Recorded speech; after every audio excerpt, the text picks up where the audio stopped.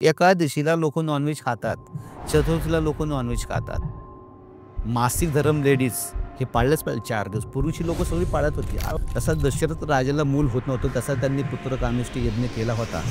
तसा तुम्ही आता तुम्हाला स्वतः अनुभव, तुम्हाला महाराष्ट्रातले सीएम शिवसेनेचे माजी त्यांनी तुम्हाला कॉन्टॅक्ट केलं. रात्री 12 वाजता मुंबईचा डॉन त्यांचं पण कार्य मी केलं. 3 ते 3.5 वर्षापूर्वी एक मर्डर केला होता. मर्डर केल्यानंतर आमची अशी इच्छा की तुम्ही त्यांची माफी मागावी. नाही, नक्कीच. म्हणजे काही लोकांचे मी फोन उचलले नाही. काही जी गृहिणी आहे तिची कंबर दुखती, पाय दुखतात, तिला मासिक पाळी वेळेवर येत नाहीये, तिच्या छातीवर दडपण येते, तिचा झोपेत कोणतरी गळा दाबते, ती रात्रभर झोपत नाही. मुलगी थोडी चुकीच्या मार्गाला जातीये. मुलगाला मी आज एवढ्या मोठ्या पोस्टवर शिकवलं आहे, पण त्याला ज्या गोष्टी मिळायच्या आहेत त्या मिळत, त्या बाईने डायरेक्ट डोळे उघडले आणि डोळे वटारून तिच्या नवऱ्याकडे बघत होती. आता काही लोकांचे मी पाहिले की मी त्यांची पाशी तोडली लग्न होण्यासाठी. ज्या लोकांचे गुन्हे नाहीत त्या लोकांवर तुमच्याकडे गुन्हे नोंदवले का निष्पाप लोकांवरती, त्याची सजा काय मिळेल ती लोक डायरेक्टली भांडत नाही, इनडायरेक्टली भांडतात. तुमच्याशीच गोड बोलतात आणि तुमचीच खोड पाठीमागून मोडतात आणि परत तुमचाच तमाशा पाहायला उभे आहेत. आताची कंडिशन. नमस्कार मित्रांनो, मी तुमचा मित्र वीरेंद्र मोहिते पाटील आणि तुमचं स्वागत आहे आपल्या मिस्टर टॉक्स या चॅनलवर.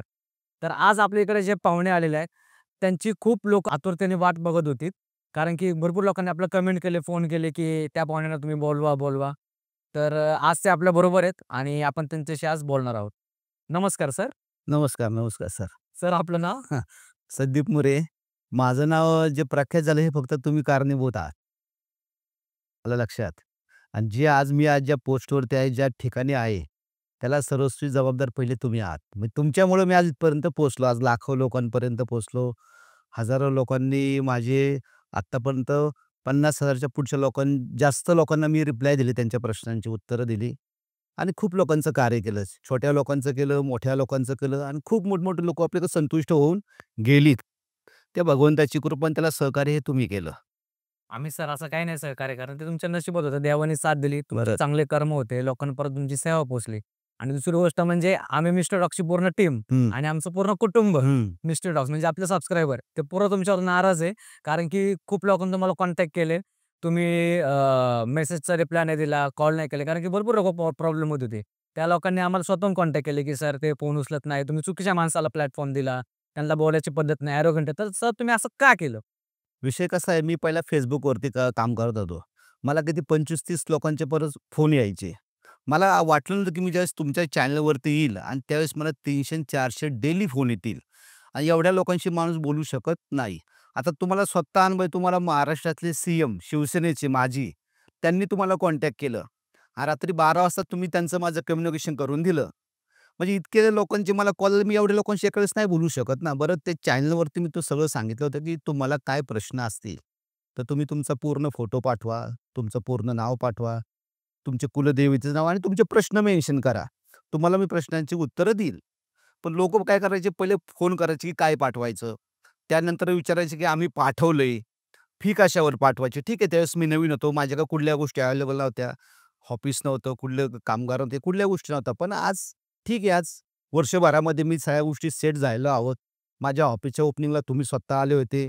तुम्ही पाहिले किती तुमच्यामुळं इतकी मोठमोठी लोकं आली, की जे राज्यस्तरावरती, जिल्हा स्तरावरती ते मुख्य पदावरती बसले. ती लोकं येऊन आपल्याकडून सहकार्य करून आपल्याकडून काही त्यांनी अनुभव घेतले. त्यांचे काही प्रश्न असतील ते सॉल्व्ह करून गेलेले आहेत. आणि याला थोडंसं कारणीभूत तुम्ही ठरले. ठीक आहे, लोकांची अपेक्षा जेवढी होती, एक माणूस हजारो लोकांना नाही पुरू शकत आणि प्रत्येकाला थोडासा हा वेळ दिला पाहिजे. तर काहींची गलत आणि बरं, मी कसं, मी खेडेगावात राहणारा माणूस आहे. माझं खूप मोठं शिक्षण झालं अशातलं भाग नाही. माझा आवाज स्पष्ट आहे आणि घोगरा आवाज आहे. मी जरा बोलले तर लोकांना वाटतं की हा माणूस थोडं उद्धट बोलतो. नाही, तसं नाही. माझा आवाजच तसा आहे. तुम्ही ज्यावेळेस मला प्रत्यक्ष भेटता, बोलता, त्यावेळेस माणसाला कळतं की नाही, हा माणसाचा आवाज वेगळा आहे. पण ज्यावेळेस फोनवरती आपण बोलतो की त्यांना थोडंसं वाटतं की यांना ॲटिट्यूड जास्त आहे. पण नाही, माझा आवाज तसा आहे. आणि कधी रेंजचा प्रॉब्लेम असतो कुठल्या गोष्टीत, तर माणसाला थोडंसं मोठ्याने बोललं तर थोडंसं वाटतं की माणूस हा ओरडून बोलतो. तसं नाहीये. आणि काय असतं, तुम्ही ज्यावेळेस दररोज 60-70 लोकांशी बोलता, एक माणसाशी कमी 7 ते 8 मिनिटं बोलायला लागतं. 4-4, 5-5 तास तुम्ही ज्यावेळेस कम्युनिकेशन करता फोनवरती, तर ऑटोमॅटिक तुमच्याकडे चिडचिड ही वाढते. शेवटी माणूस आहे, यंत्रणा आहे. माझे 2 वेळा कान सुजले होते. जस्ट स्टार्टिंगला जस्ट लोकांचे कॉल यायचे ना, तर 2 वेळेस माझे कान सुजले होते. लोकांशी बोलून. शेवटी जेवढ्यांना प्रतिसाद देता येतो तेवढ्यांना आपण त्यांना दिला. काही राहिले ते राहिलं. तर आता जी पाठीमागची लोकांना ज्यांना मी प्रसिद्ध म्हणजे त्यांच्या उत्तरं दिली नाहीत, त्याच लोकं मला कॉन्टॅक्ट करतायत. ज्यामध्ये 2-3 लोकांचे अनुभव त्यांनी स्वतः शेअर केले, की त्यांना वाटलं स्वतः, की ज्या परिस्थितीमध्ये आम्ही होतो, तुम्ही ज्या परिस्थितीतून आम्हाला बाहेर काढलं, हे समाजाला कळलं पाहिजे, की नक्की आपण जायचं कुठं? कारण लोकांना काय योग्य मार्ग हवा लागतो. बरोबर. योग्य गाईडन्स आयुष्यामध्ये माणसाला जर भेटला, तर माणसाचा रस्ता चुकत नाही आणि जीवन हे सुखकर होतं. ह्या गोष्टीचं योग्य जर मिळालं, तर माणसाला त्रास जीवनामध्ये होत नाही. ठीक आहे, लोकांना माझ्याकडनं काही गोष्टींचे विलंब झाला, चुकून एखादा शब्द चुकीचा गेला तर मी माफी मागतो. त्यात काय एवढं काय कारण लोकांचा ओढाच इतका होता, की माझ्या अपेक्षा पलीकडे होता आणि त्यावेळेस मी माझा ॲड्रेस दिलता. तर तुम्हाला खोटं वाटेल, माझी मध्ये अशी परिस्थिती आली, की मी आता घर बदलून दुसरीकडे राहायला जाऊ का? कारण लोकं डायरेक्ट घरीच यायला लागले. म्हणजे सकाळची लोकं आहे ना, लांबून-लांबून सांगली, कुणी कुठं म्हणू नका. अशा ठिकाणी लोकं डायरेक्ट घरीच यायला लागली आणि मग ते थोडंसं घरच्यांना पण त्याचा थोडासा ठीक आहे, ते त्यांचे प्रॉब्लेम घेऊन होते सगळ्या काही गोष्टी, पण शेवटी फॅमिली वेगळी आणि बाकी सगळ्यांना थोडासा स्पेस हा ठेवला पाहिजे. तर मध्ये असा काळ आला, की मी घर बदलायच्या मूडमध्ये होतो. पण नंतर ऑफिसची तयारी सुरू झाली. बऱ्याचशा लोकांना मी सांगितलं, माझं इथं ऑफिस होते, माझ्या गावामध्येच होतं आहे. मग तिथं लोकं मग ऑफिसमध्ये यायला लागली आणि दिलं मी बऱ्याचशा लोकांना त्या गोष्टींचा रिप्लाय दिला. त्याच्या अगोदर मी हॉटेलमध्ये लोकांना भेटत होतो, कारण आपली ऑफिसची सुविधा ज्यावेळेस नव्हती. झालं त्या अनुषंगाने आज व्यवस्थित ठिकाणी पोहोचलेलो आहे आणि आज लोकांना त्याचा गाईडन्स मिळतो आहे आणि लोकं काही फुकट नाही, त्याचा मोबदला पण लोकं मला देतात. मी पण कोणाचं काही फुकट कार्य करत नाही. म्हणजे मी कुणावर उपकार करतो अशी माझी भावना नाहीये. कारण त्या कार्याचे ते पण त्याचा काही ना काही फी हे मला पे करतात आणि त्या बदल्यात मी त्यांना काही ना काही योग्य मार्गदर्शन हे करतच असतो. आमच्या पूर्ण मिस्टर टॉक्सच्या टीमची अशी इच्छा आहे, हं. की खूप लोकांनी तुम्हाला कॉन्टॅक्ट केलं, तर कॉन्टॅक्ट वगैरे झाले नाही. खूप लोकांना नाराजी आली. कारण की त्यावेळेस लोकं अजून डिप्रेशनमध्ये जातात. जर हं. योग्य मार्ग किंवा कम्युनिकेशन आलं. तर आमची अशी इच्छा आहे, की तुम्ही त्यांची माफी मागावी. नाही, नक्कीच. म्हणजे काही लोकांचे मी फोन उचलले नाहीत. काही लोकांना योग्य वेळेस मी वेळेस मार्गदर्शन केलं नाही. त्याविषयी ह्या गोष्टी काही माझ्या चुकल्यात. कारण चुकणं म्हणजे कसं आहे, मी एकटा माणूस हजारो लोकांना पुरू शकत नाही. बरं माझ्याकडे कुठला स्टाफ वगैरे काही नाही. बसायला नीट जागा नव्हती. म्हणजे हॉटेलमध्येच मी बसायचो. आणि अशा वेळेस काही लोकांना झाला त्याचा मनस्ताप झाला, त्रास झाला, सगळ्या काही गोष्टी झाल्या. तर काही लोकांना त्याचा फायदा पण झाला. पण ज्यांना माझ्याकडून रिप्लाय गेले नाही, तर त्यांना त्यांच्या मी म्हणजे सर्वांना मी आता तुमच्या चॅनलवरती सर्वांची माफी मागतो, जाहीर माफी मागतो. कारण बरोबर आहे ना, त्यांनी खूप आशेने मला फोन केले. पण माझ्याकडून त्यांना रिप्लाय गेला नाही. पण मी तरी काय शेवटी एक माणूस आहे. यंत्र नाहीये. माझं एक लिमिटेशन आहे. मला पण फॅमिली आहे. सगळ्यांना मला पण वेळ द्यावा लागतो. मुलांची शिक्षण आहेत. ह्याच्यात तुम्ही जेवढा वेळ काढता येईल, तेवढा काढून लोकांची कार्य केलेली आहेत. बरं, ठीक आहे. आता आपण तुमच्या अनुभवांची सुरुवात करूयात. पण एवढं आम्हाला गॅरंटी द्या ऑन कॅमेरा, हां, की तुम्ही सगळ्यांना आन्सर करणार किंवा जे काही लोकं असतील गरिबांपासून ते श्रीमंतपर्यंत जे काही तुमच्याकडे तर सगळी लोकं सेमच आहेत. बरोबर. त्या लोकांना तुम्ही रिस्पॉन्स देणे तुमचं काम आहे. हे जर होणार असेल तर आपण पुढं चालूयात. नाही हे बघा आता कसं आहे, माझं स्वतःचं ऑफिस आहे. माझ्या गावामध्ये ऑफिस आहे. काय लोकांना सर्वांना माहीत आहे. तुम्ही आमच्या एरियामध्ये कुणाला जरी विचारलं ना, की संदीप मोरे आता सगळ्यांना माहिती आहे त्याचं ऑफिस कुठे आहे. सगळे लोकं तुम्हाला ॲड्रेस वगैरे देतील. फक्त माझ्याकडे येताना तुम्ही फक्त कॉल करून यायचं. बरं मी सांगतो लोकांना, की तुम्ही कॉल करू नका. तुम्ही मला WhatsAppला फक्त मेसेज हाय करा. हाय केल्यानंतर तुम्हाला माझा रिप्लाय मेसेज येतो, की मला तुमची काय-काय माहिती पाहिजे. तुमचं पूर्ण नाव पाहिजे, तुमचा पूर्ण लेटेस्ट फोटो पाहिजे, तुमच्या कुलदेवीचं नाव आणि तुमचे प्रश्न मला पाहिजे. एवढ्या गोष्टी आल्या तर मी तुम्हाला सांगतो, की एवढ्या दिवसामध्ये तुम्हाला तुमच्या प्रश्नांची उत्तरं मिळतील. आणि बरं माझा WhatsAppचा जो डी आहे ना, त्याच्यावरती पण मी सगळी माहिती लिहिलेली आहे, की समजा एखाद्याचं नाही कळलं, तर तो WhatsAppचा डी पाहून ती माहिती मला पाठवू शकेल. म्हणजे फोन करायची गरज आज नाहीये. तुम्ही मला माहिती पाठवली, तर मी ती माहिती तुमची रीड करून मी तुम्हाला प्रश्नांची उत्तरं देतो. बरं तुमचे नंबर आला, की मी तुम्हाला स्वतःहून फोन करून सांगतो. लोकं काय करतात, की माहिती आत्ता पाठवली, की लगेच त्यांना अपेक्षा आहे, की आम्हाला उत्तर द्यावं. तसं नाही. खूप लोकं लाईनीमध्ये असतात. पण प्रत्येकाला तीच गरज आहे. जो कॉन्टॅक्ट करतो मी त्याला अपेक्षा काय आहे, मला माझ्या प्रश्नाचं उत्तर हे मिळावं. म्हणजे एक्झॅक्ट प्रॉब्लेम काय आहे? कारण लोकं खूप आज समाजामध्ये ना खूप थकलेली आहेत. खूप ठिकाणी पैसे वेस्ट खर्च केलेले आहेत. तुम्हाला चांगली-चांगली नामवंत लोकं येऊन गेले.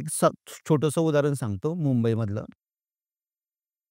मुंबईमध्ये एक डिव्हाइस एक एस-पी ऑफिसच्या खालोखाल एक व्यक्ती होती. मोठी लेव्हलची होती. नाव येत नाही. त्यांची पोस्ट पण सांगणार कारण ते आज पोस्टवरती आहेत. ते माझ्याकडे आले आणि मुलाला घेऊन आले, की "सर" आणि इतकी प्रामाणिक व्यक्ती होती. समोर आल्याच नंतर कळाले, की "सर मी माझ्या आयुष्यामध्ये मिठाईचा एक पुडा पण घरी नेला नाही. पुरे सर्व्हिसमध्ये." पोलीस खात्यातलेच. पोलीस खात्यातले, की माझ्या सर्व्हिसमध्ये मी एक मिठाईचा पुडा जे गिफ्ट मिळतं ना, तो पेढा पण मी माझ्या मुलांना किंवा माझ्या फॅमिलीला नेला नाही. तरी पण आज माझी फॅमिली खूप डिस्टर्ब आहे. म्हणजे मुलगी थोडी चुकीच्या मार्गाला जातीये. मुलगाला मी आज एवढ्या मोठ्या पोस्टवर शिकवलं आहे. पण त्याला ज्या गोष्टी मिळायच्या आहेत, त्या मिळत नाही आणि आम्हाला आठवत नाही, की आम्ही चौघजणं, मी, मिसेस आणि दोन्ही मुलं एकत्र संध्याकाळची जेवलो. हे आम्हाला अजून आठवत नाही कित्येक वर्ष. तर मी त्यांच्या सगळ्या गोष्टी पाहिल्या. त्यांच्या सगळ्या गोष्टी पाहिल्यानंतर मी त्यांना एक उत्तर दिलं, "साहेब, तुम्ही तुमच्या आयुष्यात चुकले नाहीत. पण काही निर्णय तुमच्या हातून चुकून झाले. तुमच्या वरिष्ठांनी सांगितलं, की तुम्ही या व्यक्तीविषयी अशा-अशा गोष्टी करा. कळत-नकळत तुमच्या हातून ज्या लोकांचे गुन्हे नाहीत, त्या लोकांवर तुम्ही काय केले गुन्हे नोंदवले. नाही का, निष्पाप. निष्पाप लोकांवरती.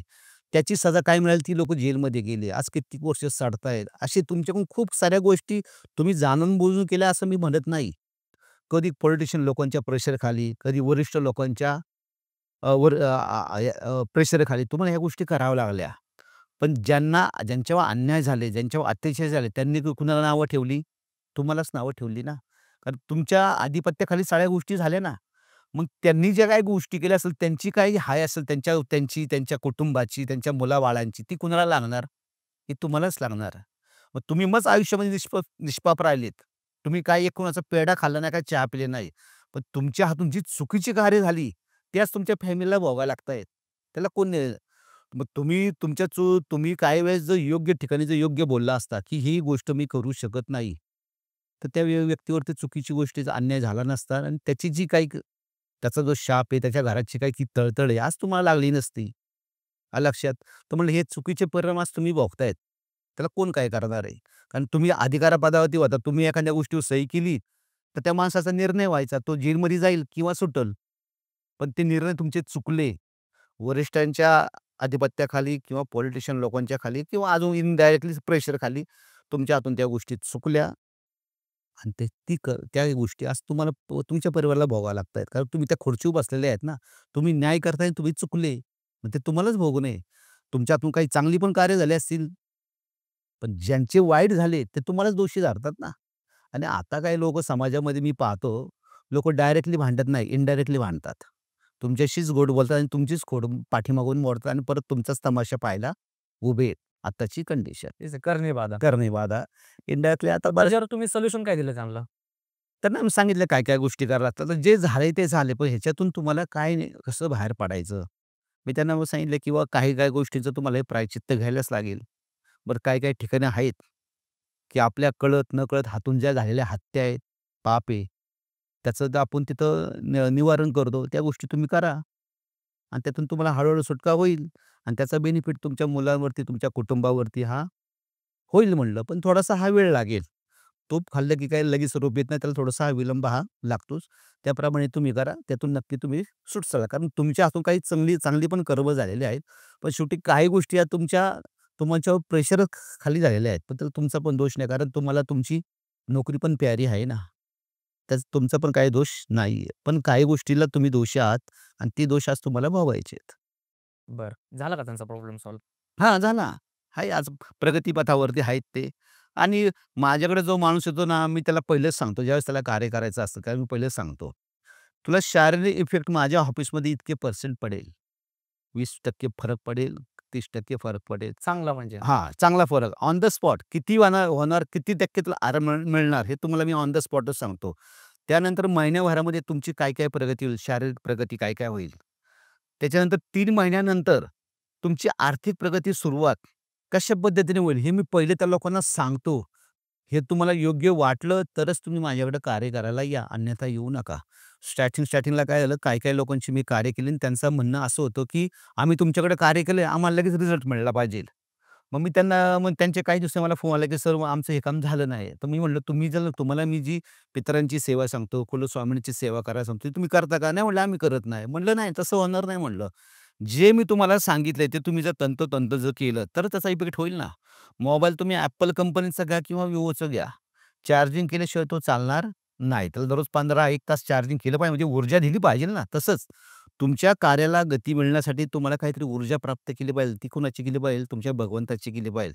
ते जर तुम्ही जर केलं, तरच तुमचे मार्ग सुखकर होईल ना. डॉक्टर काय करतो? डॉक्टर तुमचं ऑपरेशन करतो. तुमचा रोग काढतो. पण त्याच्या पुढं नंतर पथ्य पाळायचं काम पेशंटचं आहे. गोळ्या वेळेवर खायचं काम पेशंटचं आहे. त्याच्यावर एक्सरसाइज करायचं, व्यायाम करायचं काम कुणाचं आहे? पेशंटचं आहे. ते डॉक्टर नाही करू शकत. काही लोकांची ही धारणा होती. अशा तुम्हाला 4-5 लोकं ही आढळली. तर त्यांना म्हणलं, मी त्यांचे काही पैसे पण परत घेतले नाही. म्हणलं, "सॉरी," म्हणलं, "तुमचं काम माझ्याकडनं होणार नाही. तुमची अपेक्षा अशी असेल, की मीच सगळं करील, तर ते होणार नाही." स्टार्टिंग मला थोडेसे अनुभव आले. त्यानंतर मी त्यातून शिकलो. मी पहिलेच लोकांना सांगतो, की तुमचं कार्य माझं किती दिवसामध्ये होईल आणि त्याच्यात तुम्ही काय-काय केलं पाहिजे. बरं तुम्ही केलं नाही ना, हे मला समजतं. ज्यावेळेस तुम्ही मला फोन करून विचारता, की असं झालं, मग मी त्यावेळेस विचारतो, की तुम्ही या वेळेस त्या गोष्टी केलेल्या नाहीत, भोग दिलेले नाहीत, जे सांगितले ते तुम्ही करत नाहीत. मग त्यावेळेस ते कबूल होतात. नाही, आमच्या हातून ते विसरलं. विसरलं तर ते तुम्ही करा. ते केल्यानंतर त्यांना इफेक्ट हा परिपूर्ण मिळतो. माझ्या इथं म्हणजे मेंटल हॉस्पिटलच्या लेव्हलची लोकं मी 6-6 महिन्यामध्ये ठीक केलेली आहेत. म्हणजे आज ती ती मुलं त्यांच्या आई-वडिलांबरोबर एकत्र राहून एकत्र राहतायत. ही स्थिती मी केलेली आहे. आता मी पाहतो बरीचशी लोकं माझ्याकडे येतात, की बाबा आम्हाला मूल होत नाही. ज्यांची आर्थिक परिस्थिती सक्षम नाही, तर मी त्यांना सांगतो, की बाबा मी तुम्हाला सांगेल कुलस्वामिनीची सेवा करा. एवढ्या-एवढ्या जप करा. त्यानंतर तुमची प्रोसेस चालू होईल. पण काही लोकं सक्षम असतात पैशाने. मी त्यांना शेवट सांगतो, की ठीक आहे. तसा दशरथ राजाला मूल होत नव्हतं, तसा त्यांनी पुत्रकामेष्टी यज्ञ केला होता. तसा तुम्ही यज्ञ करा. मी तुम्हाला सांगतो तसा गाईडन्स करतो, तसा तुम्ही यज्ञ करा. तुम्हाला 1000% मूल होणारच. पण तो पण आता प्रत्येक गोष्टीला काय लागतो? पैसा लागतो. तुम्ही पाणी जरी प्यायचं म्हटलं तरी तुम्हाला फ्री ऑफ कोणी देत नाही. त्याचे तुम्हाला ₹10 ₹20 मोजावे लागतात. म्हणजे आजकाल हे प्रत्येक गोष्टीकरता तुम्हाला आर्थिक गोष्टी लागतात आणि त्याच्याशिवाय कुठलीच गोष्ट होत नाहीये. तर जे प्राबल्य ज्या लोकांचं आहे, म्हणजे जे सक्षम आहेत, खर्च मोठा करणारे आहेत, त्यांना मी सांगतो की ही गोष्ट करा. त्याचा तुम्हाला लगेच त्याचा रिझल्ट मिळेल. आता काही लोकांचे मी पाहिले की मी त्यांची बाशिंग तोडली लग्न होण्यासाठी. पण कुणी डॉक्टर मुलगा आहे, तर त्याची अपेक्षा काय असते, मला डॉक्टरच मुलगी भेटली पाहिजे. कुणी शिक्षक आहे, तो म्हणतो मला शिक्षिकाच भेटली पाहिजे. काहींची अपेक्षा असते, मी ज्या शहरात राहतोय, मला तिथलाच मुलगा भेटला पाहिजे. तर तसं होत नाही ना. तुम्हाला स्थळं येतायत आणि तुम्ही त्याला इग्नोर करताय, तर माझा काय दोष आहे? तुम्ही डॉक्टर आहात, पण तुम्हाला जर मुलगी शिक्षिका मिळणार असेल, तुमच्या नशिबात ती लिहिलं असेल, त्याला मी काय करणार आहे? बरोबर. किंवा एखाद्या खेड्यातली मुलगी असेल, त्याला मी काय करणार आहे? जे तुमच्या नशिबात लिहिलेलं आहे 5वी 7वी त्याच गोष्टी होणार आहेत. मी फक्त तुमची अडचण काढली. तुमचं बाकीच्या गोष्टी चालू झाल्यात ना. पण काही लोकांचं मी पाहिलेलं आहे, की त्यांचं म्हणणं आहे, की मी डॉक्टर आहे ना, तर मला डॉक्टरच मुलगी पाहिजे. काहींची अपेक्षा आहे, मी ज्या शहरात राहतो, मी पुण्याला राहतो ना, मला पुण्यातलीच मुलगी पाहिजे. तर त्या गोष्टी होत नाहीत. अशी खूप उदाहरणं आहेत माझ्याकडं, की मला असंच पाहिजे, तसं होत नाही.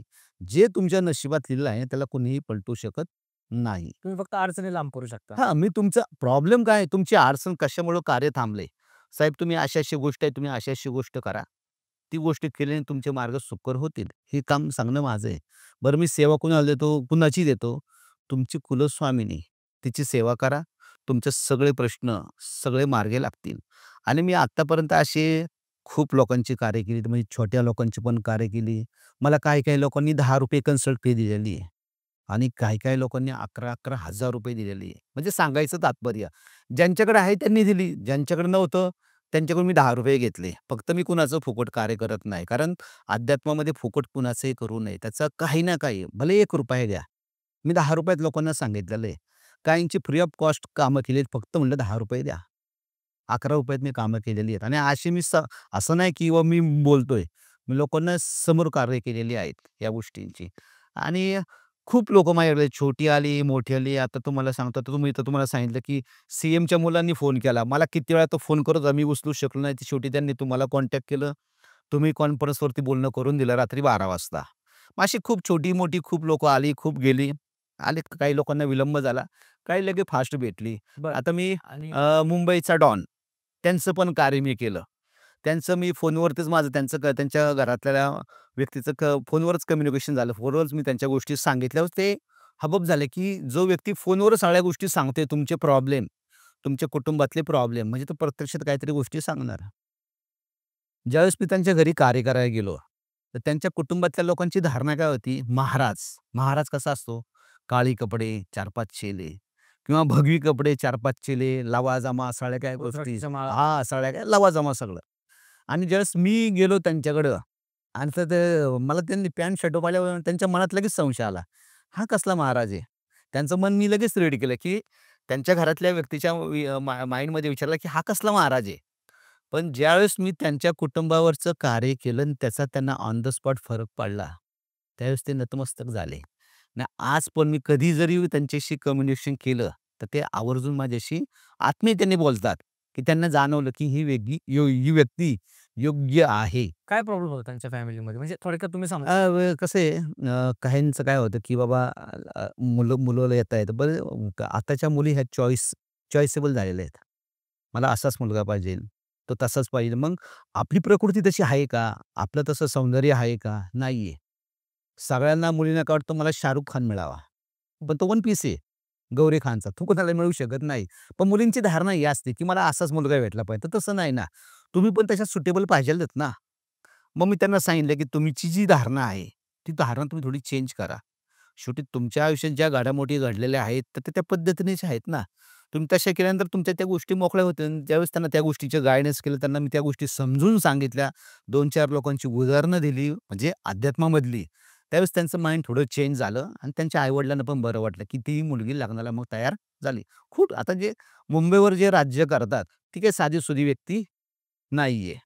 असं त्यांचं माझं 2 वेळा 2-3 वेळा त्यांचं माझं कम्युनिकेशन झालं. त्यांचं मी ते कार्य करून दिलं आणि आज पण कधी जरी फोन केला, तर ते माझ्याशी आतुरतेने आवर्जून बोलतात, वेळ देऊन बोलतात. बाकीच्यांना वेटिंग असतं, पण माझा फोन गेला, तर ते आवर्जून देतात. तर अशी खूप उदाहरणं आहेत. आता जस्ट बघा मी काही लोकांना सांगितलं, की तुमच्यात निगेटिव्ह शक्ती आहे. तर ती कसं असतं, ज्यावेळेस एखाद्या रोगाचा प्रादुर्भाव तुम्हाला सुरुवात होती ना, लगेच जास्त तुम्हाला लक्षणं जाणवू लागत नाही. पण त्याचा प्रादुर्भाव जर तुमच्या बॉडीत वाढला, की मग तुम्हाला लक्षणं जाणवू लागतात. बरोबर ना? आता जर एखाद्या व्यक्तीला जर तो प्रादुर्भाव झालेला आहे आणि मी जर त्याला सांगितलं, की "सर तुम्हाला निगेटिव्ह गोष्टींचा प्रभाव आहे आणि अशा-अशा गोष्टी होत आहेत. तुमचा कामधंदा थांबलेला आहे.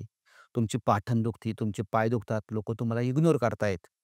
तुमचे ₹100 येतायत, आज येणार आहेत, पण खर्च ₹110 चा पहिला मच हातामध्ये असतो.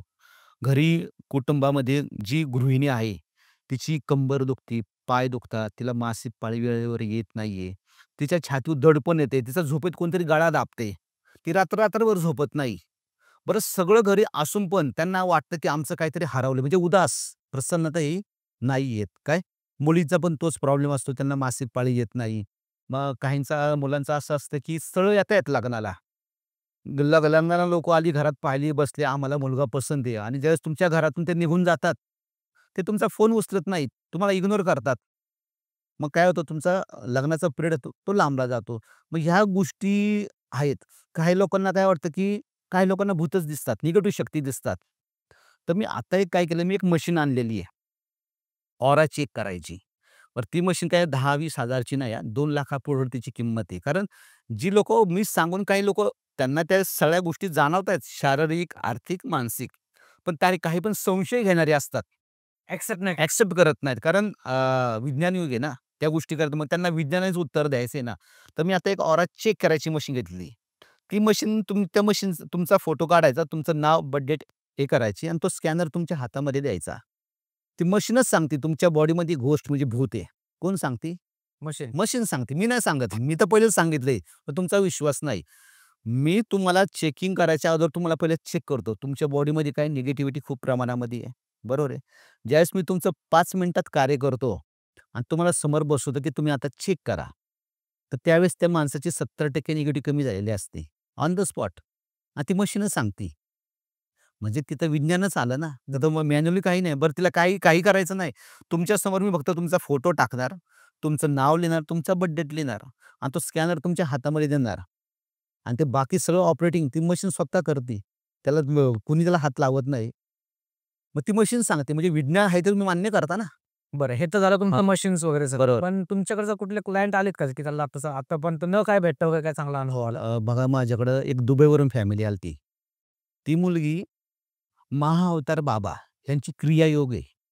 या क्रियायोग ती तिकडे शिकवायची. कुठं? दुबईला. तिचे गुरुजी होते आणि ती शिकवायची आणि त्याच्यामध्ये ते तुम्हाला झोपवतात आणि तुम्हाला पास्ट लाईफमध्ये नेतात. म्हणजे मागच्या जन्मामध्ये तुमच्या हातून काय-काय गोष्टी घडलेल्या आहेत आणि त्याची ज्या काही गोष्टी आहेत, त्या तुम्हाला ह्या जन्मात तुम्ही ते भोगतायत. ते त्या क्रियेमध्ये ते दाखवतात. म्हणजे तुम्हाला ते पास्ट लाईफमध्ये घेऊन जातात. ती महाअवतार बाबांची क्रियायोग आहे. तर तिची आई ते एम-पीमधले त्यांचे 3 रोपवेचे कारखाने आहेत एम-पीमध्ये. एकदम हाय फॅमिली. त्या मुलीच्या आईला 20 वर्ष झालं त्रास होत होता. किती? 20 वर्ष. ते माझ्याकडे आले. त्यांनी कम्युनिकेशन केलं. सगळ्या काही गोष्टी झाल्या. मी त्यांना खर्च सांगितला. ती मुलगी दुबईवरून आली. पुण्याला हे झाली. ती लोकं एम-पीवरून आले. इथं आले. माझ्याकडे आले आणि सांगितलं. ज्यावेळेस त्या लेडीजचं मी कार्य केलं ना, तर ती 5 मिनिटं गोल फिरत होती. 5 मिनिटं गोल फिरवल्यानंतर मी तिला हात लावला. स्थिर झाली आणि म्हटलं, "तुम्ही आता 10 मिनिटं रेस्ट करा." रेस्ट झाल्यानंतर तिने स्वतःहून सांगितलं, की "सर मला आत्तापर्यंत 20 वर्षामध्ये मी कुठला दरबार, कुठला बाबा असा सोडला नाही, की मी त्याच्यापर्यंत गेले नाही. पण जो आज तुम्ही मला अनुभव दिलेला आहे, तो अप्रतिम." मग मी त्या मुलीला प्रश्न केला, "तुम्ही जे आता हीलिंग करता, क्रियायोग करता, ह्याच्यात तुम्हाला ह्या प्रश्नांचं उत्तर सापडलं नाही का? तुम्ही ही क्रिया केली नाही का?" तर त्यांच्या पण एका गोष्टीला काय एक मर्यादा आहे, लिमिट आहे. त्या लिमिटच्या ते बाहेर जाऊ शकत नाहीत. त्यानंतर आमच्या तळेगावमध्ये एक भोसले म्हणून नावाचा माणूस आहे. भोसले आणि तो आर्मीमध्ये आहे. त्याची मिसेस 5 दिवस आय-सी-यूमध्ये होती. कुणाशी बोलत नव्हती, काय नव्हती. त्या व्यक्तीने मला कॉन्टॅक्ट केला, की "सर माझी मिसेस आय-सी-यूमध्ये आहे आणि बोलत नाही, काय नाही, स्तब्ध पडलेली आहे." मग त्यांनी फोटो पाठवला, नाव वगैरे पाठवलं. मी ते पाहिले सगळं काय गोष्टी आहेत, काय नाही. ते म्हणले, "एक काम करा सर, मी तुम्हाला त्याचं उदाहरण देतो." काही लोकांना मी डेमो दिलेले आहेत. कारण कसं लोकं आपण सांगतो त्याच्याच विषयी काही लोकं प्रॅक्टिकल असतात. त्यांना पहिला डेमो द्यायला लागतो आणि मग त्या गोष्टी खऱ्या मानतात. कारण खूप ठिकाणी फिरलेले असतात ना, हं. खूप पैसा सारा खर्च केलेला असतो. म्हणलं ठीक आहे. तुम्ही संध्याकाळी गेले ना, तर म्हणलं उशिरा जा, कारण उशिरा डॉक्टर नसतात. आणि मला फोन लावा आणि फोन मला लावल्यानंतर तो जो फोन आहे, तुम्ही त्यांच्या कानाला लावा आणि स्पीकर ऑन करा. आणि मी 3च मंत्र म्हणतो. ते तुम्ही ऐका. मग त्या ऐकतील. साहेब, मी ज्यावेळेस त्यांनी फोन लावला मला 9:30 वाजता. ते तळेगावमधले, त्यांचं नाव आहे भोसले. ते आर्मीमध्ये काम करतात. त्यांनी त्यांच्या मिसेसच्या कानाला स्पीकर ऑन केला आणि फोन लावला आणि मी 3 गोष्टी बोलल्या. बोलल्यानंतर त्या बाईने डायरेक्ट डोळे उघडले आणि डोळे वटारून तिच्या नवऱ्याकडे बघत होती. डोळे वटारून ती तिच्या नवऱ्याकडे बघत होती. तो पण शॉकिंग झाला, की जी बाई 5 दिवस झालं तिने डोळे उघडले नाही. फोन लावून कानाला दिल्यानंतर ती बाईने लगेच डोळे उघडले. मग त्याने फोन घेतला आणि तो माझ्याशी बोलू लागला. मग त्याला मी सांगितलं, की ह्यांच्या बॉडीमध्ये किती जण बसलेले आहेत. हा डायरेक्ट इफेक्ट नाही, हा इनडायरेक्ट झालेला इफेक्ट आहे त्यांच्या बॉडीवरती.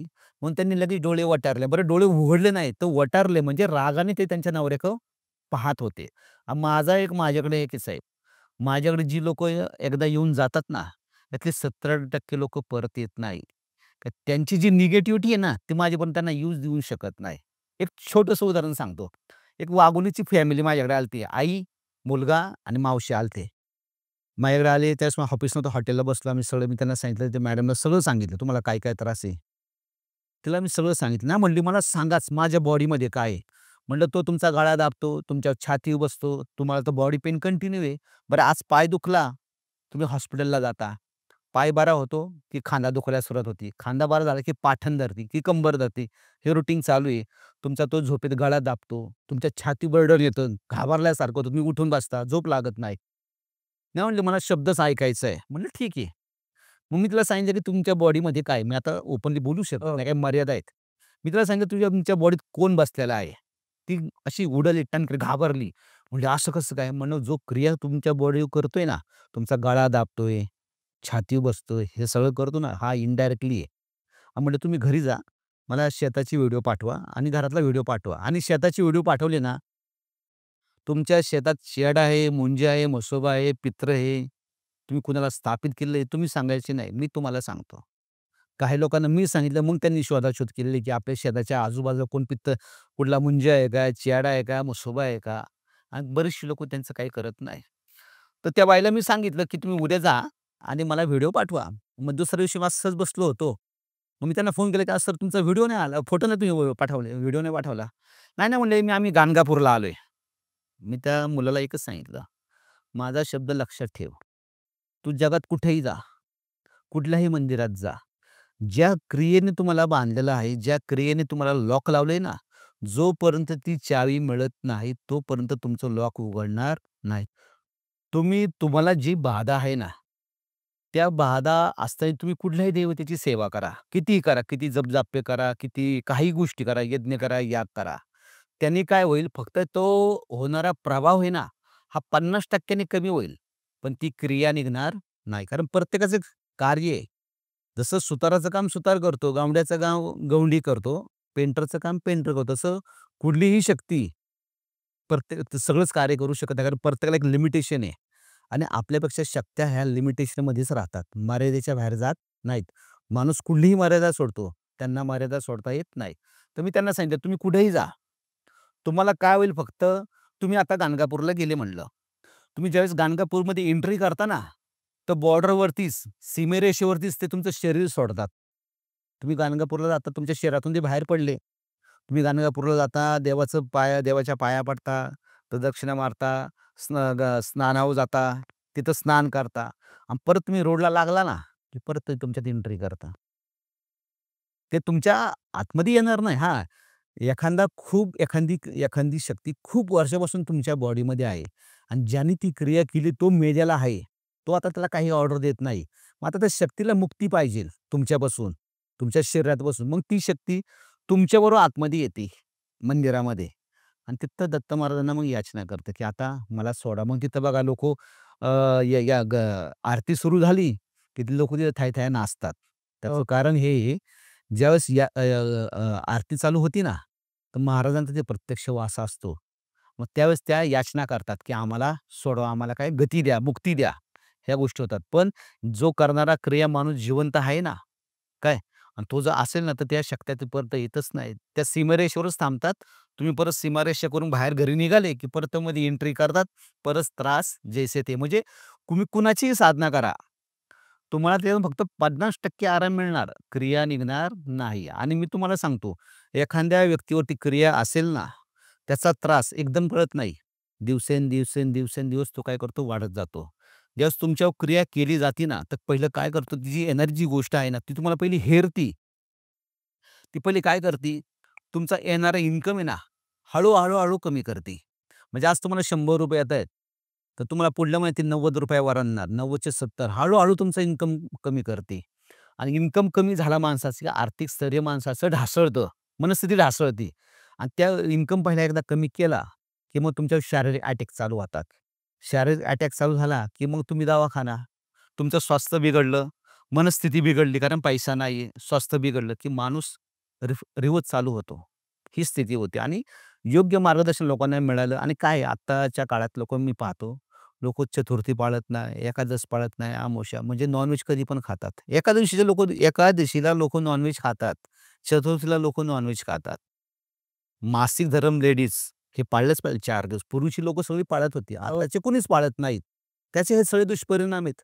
आता लोकांची भावना काय आहे, की आम्ही पितृ एकदाच आमच्या पितरांना जेवण दिलं, तर तसं नसतं.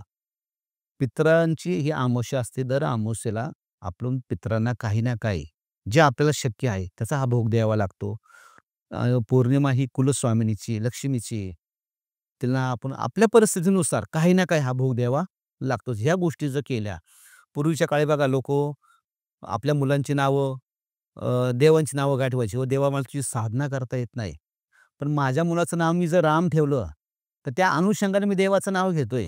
ही लोकांची धारणा होती. आता तसं काही राहिलेलं नाही. लोकं देव काय देवाला जातात आणि फोटोशूट करत बसतात. म्हणजे नाव देवाचं, पण यांचं फोटोशूट चालू असतं. म्हणजे भावना या ज्या काही आहेत ना, ह्या प्रत्यक्ष रूपात राहिलेल्या नाहीत. फक्त एक दिखावा झालेला आहे आणि त्याचे हे दुष्परिणाम आज लोकं भोगतायत आणि काय समाजामध्ये आज पाहिलं ना, तर 70 ते 80% निगेटिव्हिटी पसरलेली आहे. तुम्ही बघा, गावातले 100 लोकांपैकी 10 ते 20% लोकच 20% लोकच फक्त चांगले दिसतात तुम्हाला, की ते सर्व व्यवस्थित आहे. त्यांचं कुटुंब व्यवस्थित आहे, आर्थिक गोष्टी व्यवस्थित आहेत, सगळ्या गोष्टी व्यवस्थित आहेत. आणि 80% लोकं तुम्हाला असे आढळतील. ते काही ना काही शारीरिक, मानसिक, आर्थिक गोष्टींनी व्यापलेले आहेत. म्हणजे पिढा काही ना काही मागे आहे. आणि प्रसन्नता माणसाच्या चेहऱ्यावरती 10ता 1 अन् 2 माणसं दिसतात, की ती एकदम फ्रेश आहेत. बाकी सगळे लोकं मरगळलेले आहेत. आत्ताची स्थिती आत्ताची अशी आहे. बरं. आता सगळीकडे एकच विषय चालू आहे, की हं, आता लोकं म्हणतात, की जर तुम्ही मांस हं, खात असाल हं, आणि जर फक्त आषाढी एकादशी म्हणा किंवा हं. सोमवार, मंगळवार, शुक्रवार जर तुम्ही खात नसाल, त्याचा फायदा काय? कारण की तसंही तुम्ही खाताच. मग ह्याचा अर्थ काय होतो? विषय कसा आहे, ठीक आता समजा मराठा समाज आहे. जो क्षत्रिय आहे त्याला त्या गोष्टी लागतायत. बरोबर आहे ना? प्रत्येकाने आपला कुळाचा कुळाचार हा केला पाहिजे. ब्राह्मण लोकं पौरोहित्य करतात. आता ब्राह्मणांना काय सांगितलंय, की बाबा तुम्ही ज्यावेळेस लोकांचे वैदिक कार्य करता, तर तुम्हाला 1100 वेळा गायत्री मंत्राचं जप पठण केलंच पाहिजे. कारण तुम्ही जे कार्य करता ते त्या कार्यामध्ये लोकांची पापकर्म जळत असतात. तुम्ही लोकांच्या घरी यज्ञयाग करता, त्याच्यामुळे तुम्ही लोकांची कर्म जाळता ना. म्हणजे काय त्याचा जर अनुशेष जर शिल्लक आहे, तो कुणी फेडायचा? कारण तुम्ही त्याचे पैसे घेता ना. मग त्या पैशामागे ज्या काही गोष्टी येतात, मग तो भरून कसा काढायचा? तर तुम्हाला 1100 वेळा गायत्री मंत्र दिलेला आहे. या गोष्टीचं तुम्ही जर तंतोतंत पालन जर केलं, तर तुम्हाला कुठल्याच गोष्टीचा त्रास होत नाही. मी आज सांगतो तुम्हाला, मी आज कित्येक लोकांची कार्य केलेली आहेत. मी सकाळी 11 वाजता ऑफिसला आलो होतो. 5 अन् 6 वाजता जातो.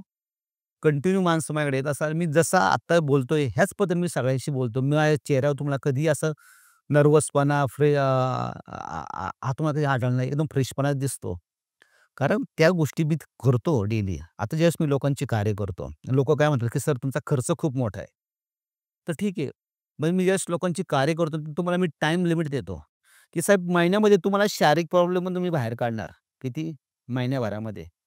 आर्थिक परिस्थिती तुमची 3 महिन्यानंतर चेंज होत जाणार. मग ह्या गोष्टींची सगळी जिम्मेदारी घेऊन बरं लाईफमध्ये परत तुम्हाला कुठलाही त्रास होणार नाही ही गॅरंटी माझी. मग तुमच्या पुढच्या लाईफची गॅरंटी मी घेतो ना. फक्त मी काय सांगतो तुम्ही फक्त 15 मिनिटं द्यायची. किती? 15 मिनिटं देवापुढे फक्त बसायचं. जे मी सांगेल तेवढं फक्त करा. तुम्हाला लाईफमध्ये प्रॉब्लेम आला तर त्याला जिम्मेदार मी. पण पुढलं इन केस काही जरी झालं, पुढली समजा एखाद्या कुठली गोष्ट तुमच्यावर झाली, तर मी फ्री ऑफ कॉस्टमध्ये काम करून देतो. पण आता मी काय केलेलं आहे, मी पहिलं आता हवन घरी करतो. आणि लोकांचं कार्य ऑफिसला करतो. आता मी काय करणार आहे, माझ्या ऑफिसच्या वरतीच हवन चालू करणार आहे, की ते हवन सर्वसामान्य लोकांना पण परवडेल त्या फीमध्ये आणि त्यांची कार्य होतील. अशा गोष्टींनी मी त्या गोष्टी करणार आहे, की सर्वसामान्य माणूस पण कारण ज्या मला गोष्टी लागतात, त्या कॉस्टली आहेत. कारण तुम्हाला जर मी एका महिन्यात किती मोठ्या आजाराचा जर रिझल्ट देतो, तर मी त्या गोष्टी तेवढ्या पॉवरफुल वापरतो ना. म्हणून तुम्हाला त्याचा रिझल्ट मिळतो. बरोबर ना? तर आता काही गोष्टी मी करणार, की बाबा थोड्याशा अमाउंटमध्ये एका वेळेस 3 ते 4 लोकं बसून त्यांचे कार्य होतील. हां, ज्याला पर्सनल काम करायचं तो करू शकतो.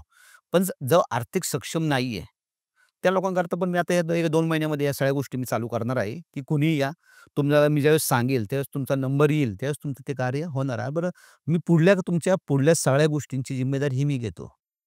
आणि तुम्ही चुकता कुठं हे पण मी तुम्हाला सांगतो, की तुम्ही चुकला पुढं म्हणून हे तुमच्या गोष्टी थांबलेल्या आहेत. बरं. ह्याच्या व्यतिरिक्त हां, तुमचं जिकडं ऑफिस आहे हां. सोपाटणा फाट्याच्या इकडं तिथला स्थानिक अनुभव काय तुम्हाला आलेला? आता तुम्हाला अनुभव देतो. माझ्या घरासमोरचा अनुभव देतो. माझ्या घरासमोर आमच्याच गावामध्ये पहिल्यापासून राहता येते. ते समोर माझ्या घरासमोरच आहेत. त्यांनी 3 ते 3.5 वर्षापूर्वी एक मर्डर केला होता. मर्डर केल्यानंतर तो 2-2.5 वर्ष जेलमध्ये होता. 2-2.5 वर्षानंतर तो घरी आला. घरी आल्यानंतर एक वर्षभरामध्ये त्याची आई एक्सपायर झाली. बरं त्यावेळेस मी कार्य करतो हे सगळ्यांना माहीत लोकांना झालं होतं. त्याचे वडील पण त्यांचे काही इतर बाकीचे काही प्रॉब्लेम होते. त्याकरता माझ्याकडे आले होते. त्याच्या वडिलांचा त्याचा तो संवाद झाला, की "बाबा संदीप अशी-अशी कार्य करतोय, आपण त्याच्याकडे जाऊ." आणि मग तो आला माझ्याकडं.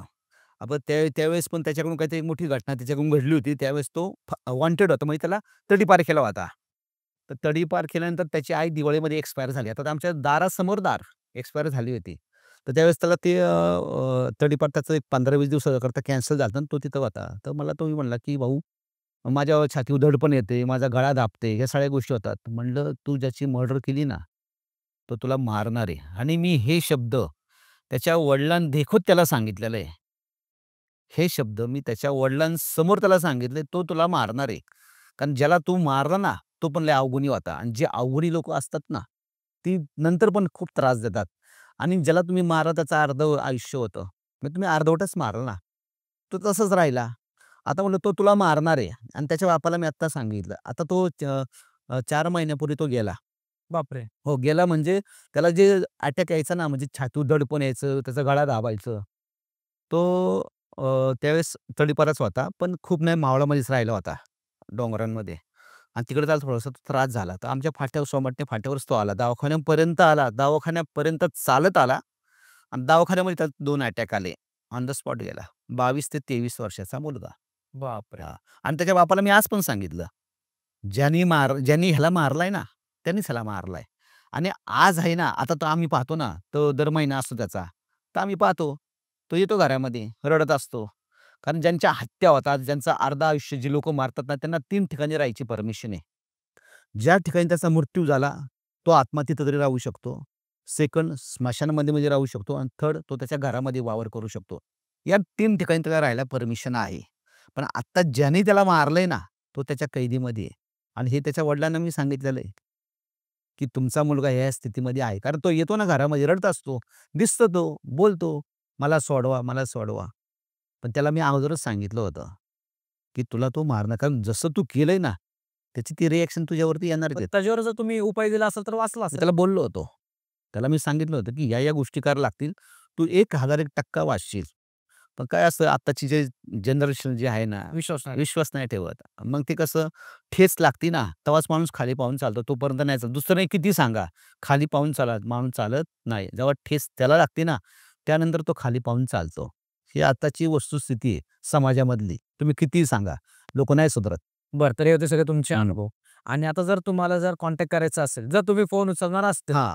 तर ते कसं करायचं? त्याचे कुठल्या मार्गाने तुम्हाला कॉन्टॅक्ट करायचं? विषय कसा आहे, मी माझा नंबर तुमच्या ह्याच्यावर शेअर करतो. बरोबर?